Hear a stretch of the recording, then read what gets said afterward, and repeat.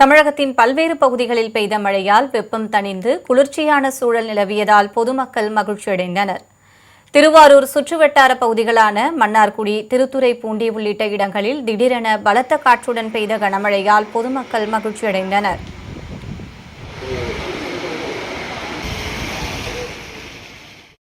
காஞ்சிபுரம், சுங்குவார் சத்திரம், ஸ்ரீபெரும்புதூர் உள்ளிட்ட பல்வேறு பகுதிகளில் 1 மணி நேரத்திற்கும் மேலாக கனமழை பெய்தது. இதனால் வெயிலின் தாக்கம் குறைந்து குளிர்ச்சியான சூழல் உருவானது.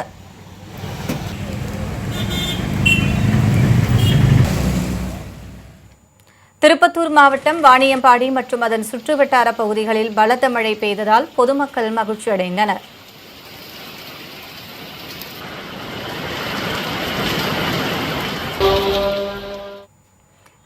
சேலத்தில் பழைய பேருந்து நிலையம், அஸ்தம்பட்டி உள்ளிட்ட பகுதிகளில் இடைவிடாது மழை பெய்தது. இதன் காரணமாக காய்கறி சந்தைகளில் விற்பனை கடுமையாக பாதிக்கப்பட்டுள்ளதாக வியாபாரிகள் கவலை தெரிவித்துள்ளனர்.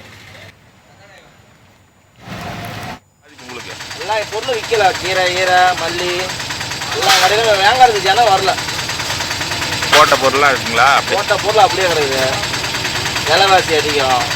மழை வந்து அது வேலைன்னா நாங்கள் தான் பயப்படுறாங்களோ. சேலம் மாவட்டம் மேட்டூர் அணைக்கு வரும் நீர்வரத்து வினாடிக்கு 424 கன அடியில் இருந்து 540 கன அடியாக அதிகரித்துள்ளது.